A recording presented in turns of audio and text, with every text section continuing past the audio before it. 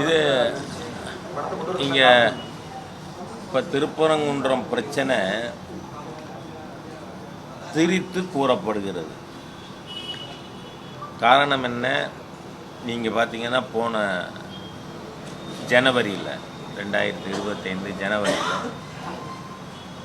ராமநாதபுரம் பாராளுமன்ற உறுப்பினர் நவாஸ்கனி தலைமையில் ஒரு குழு போய் நாங்கள் அங்கே பலி கொடுப்போம், உயிர் பலி, இது தொன்று தொட்டு நடக்குது அப்படின்றெல்லாம் பொய் கதை கட்டப்பட்டு மக்களிடையே பரப்பப்படுகிறது. இது வழக்கே வந்தது எப்போ? நீங்கள் பார்த்தால் மதுரை தமிழ்நாட்டில் நாம் மாறுதட்டி சொல்லுவாங்க, இங்கு அந்நிய படையெடுப்பே வல்லேன்னு.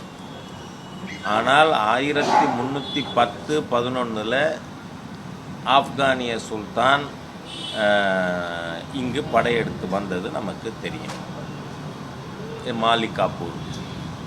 அதற்கு பிறகு 1321 கிட்டத்தட்ட 50 ஆண்டுகளுக்கு மேலாக சுல்தானகத்தின் ஆட்சி மதுரையில் இருந்தது. மாலிகாப்பூர் படையெடுப்பின் பொழுது சிதம்பரம் நடராஜர் கோவில் இடிக்கு தகர்க்கப்பட்டது.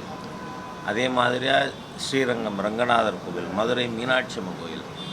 இந்த சுல்தானகத்தின் இறுதி மன்னராக சுல்தானாக இருந்தது சிக்கந்தர் பாதுஷா. ஆக இந்த 8 சுல்தான்கள் அந்த சுல்தானகத்தினுடைய ஆட்சியில் இருந்தாங்க. அப்போது எவ்வளவு ஹிந்து கோவில்கள் இடிக்கப்பட்டது, எவ்வளவு தூரம் ஹிந்து பெண்களுக்கு எதிரான வன்கொடுமைகள், இதெல்லாம் நடந்தது. ஆனால் இது எல்லாத்தையும் மறைச்சு இதில் திருப்பரங்குன்றம் மலையில் சிக்கந்தர் தர்கா இருக்குன்னு இது வழக்குக்கு போகுது. ஒரிஜினல் சூட்டு 1920 அந்த சூட்டில் 1926 மதுரை மாவட்ட நீதிமன்றம் அதில் யூஸ் பண்ணியிருக்கிற வார்த்தையை நான் இங்கே சொல்கிறேன். அதை 1931 லண்டன் பிரிவி கவுன்சில் தீர்ப்பிலேயே இருக்குது. The structure claimed by முஹம்மடன்ஸ்.